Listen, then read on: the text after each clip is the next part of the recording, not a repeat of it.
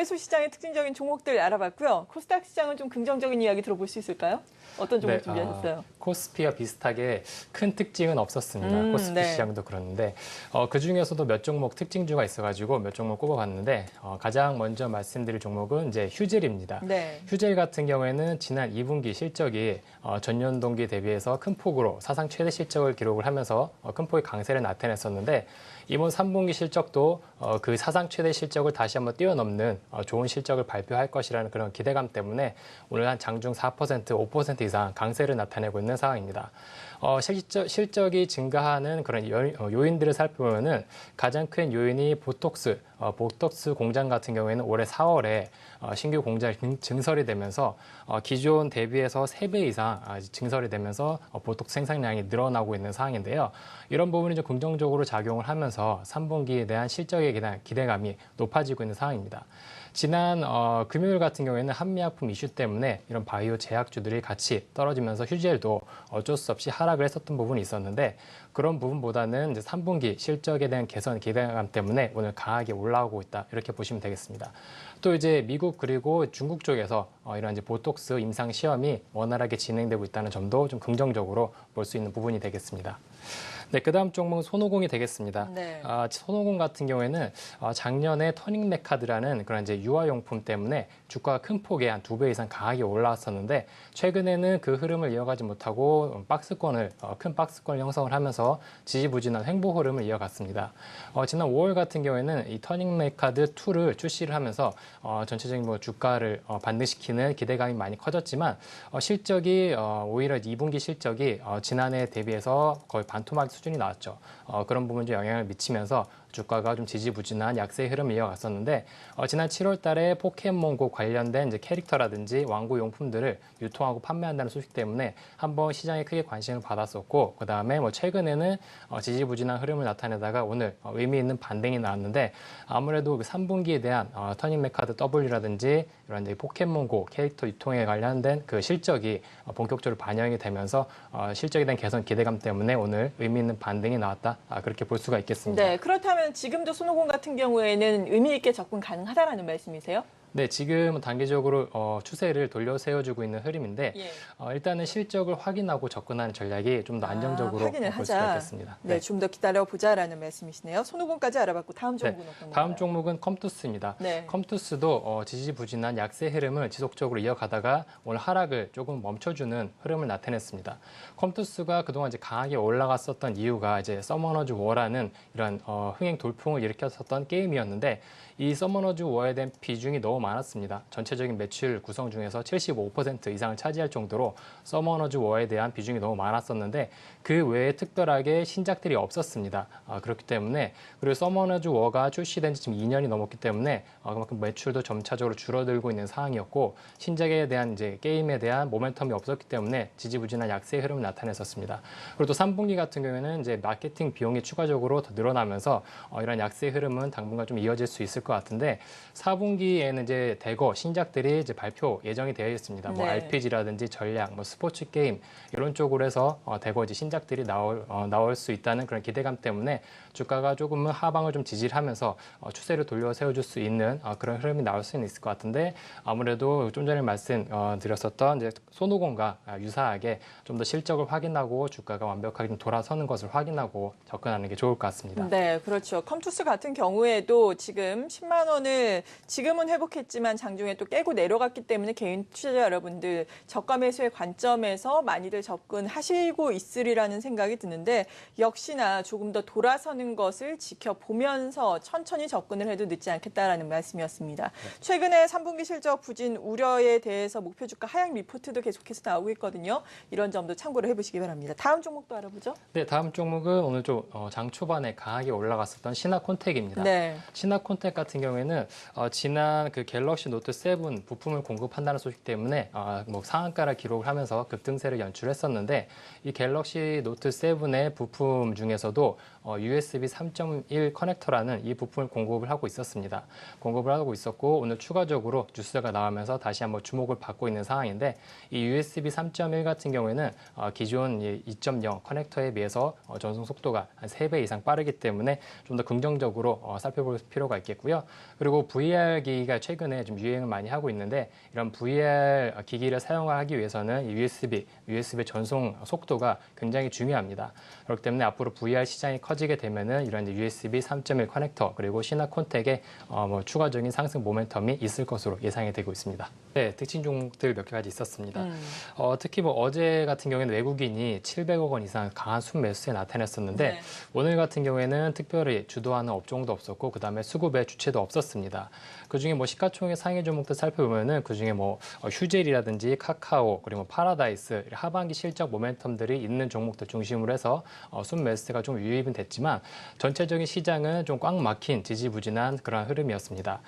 최고 그리고 최저 등락폭을 살펴보면 3포인트 내외로 굉장히 좁은 구간에서 등락하면서 이제 횡보 흐름을 이어갔는데 특별한 방향성은 없었고 그리고 앞으로 이제 3분기 실적에 대한 이제 불확실성 그리고 이제 글로벌 대외 이제 불확실성들이 여전히 남아있기 때문에 전체적으로 투자자들이 좀 관망세가 짙은 그런 시장이었습니다.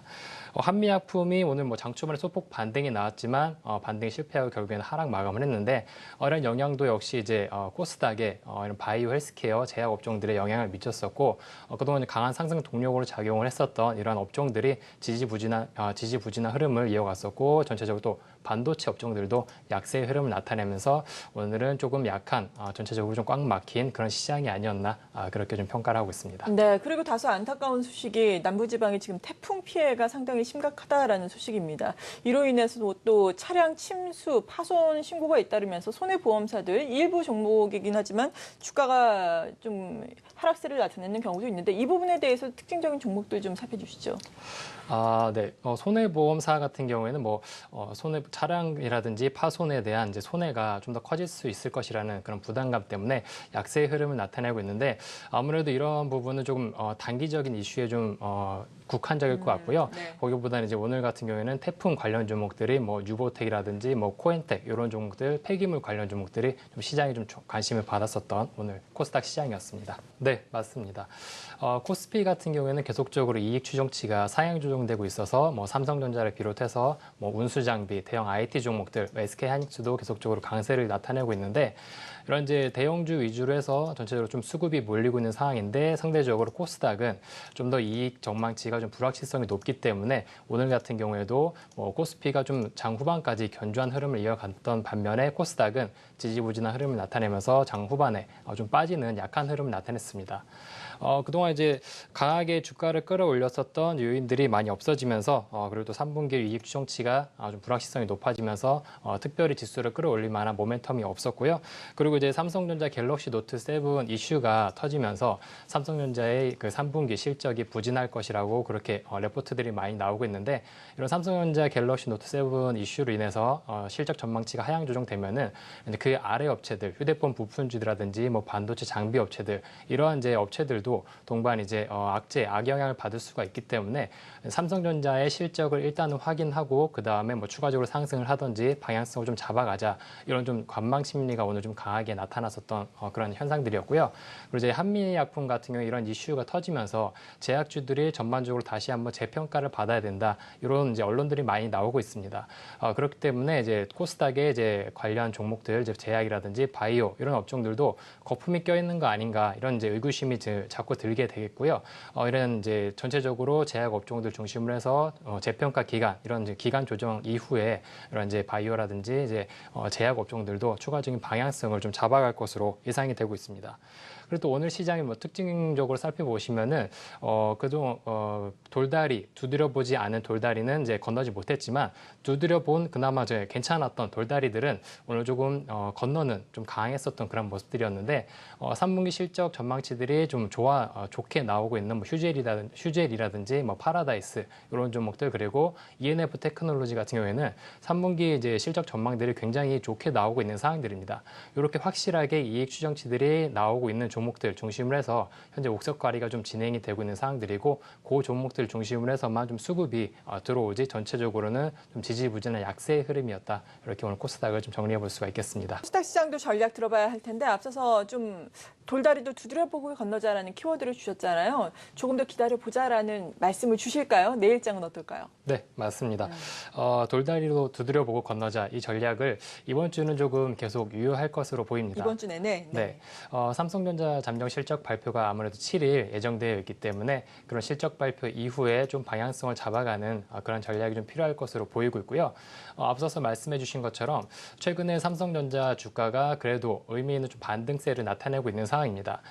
실적에 대한 부담감, 3분기 실적이 좀 안 좋을 거라는 그런 전망치들이 나오고 있지만 주가에는 이미 좀 선반영된 부분도 있고 그만큼 또 이제 하반기, 4분기까지는 4분기부터는 본격적으로 좀 회복세를 나타낼 수 있을 것이라는 그런 기대감들이 좀 작용을 하면서 삼성전자가 조금 반등세를 이어나간다 그러면은 이제 코스닥에서도 반도체라든지 OLED, 휴대폰, 부품주들도 의미 있는 반등세, 상승세를 나타낼 수 있을 것 같은데 아무래도 이번 주는 이제 고용지표, 미국의 고용지표라든지 여러 가지 이제 삼성전자 실적 발표라든지 불확실성들이 남아 있기 때문에 조금은 박스권 흐름을 염두를 하시면서 대응하는 전략이 필요하고 그동안 690포인트를 돌파를 못하고 그 아랫부분에서 지지부진한 횡보 흐름을 이어갔습니다. 이런 이제 횡보 흐름이 이번 주 후반까지는 이어질 수 있을 것 같고 다음 주부터는 조금 더 이제 방향성을 좀 잡아갈 것으로 그렇게 예상이 되고 있습니다. 이런 와중에서도 특별하게 실적 모멘텀이 있는 종목들 그리고 이제 하반기 갈수록 이제 재료들이 살아있는 종목들 중심으로 해서 투자 전략을 짜시는 게 좋을 것 같습니다. 저는 나이스 평가 정보라는 종목을 가지고 왔습니다. 소개해 주시죠. 네, 나이스 평가 정보 같은 경우에는 지난해 인터넷 전문은행 그 설립 기대감 때문에 주가가 한 2배 이상 큰 폭으로 강하게 올라갔습니다.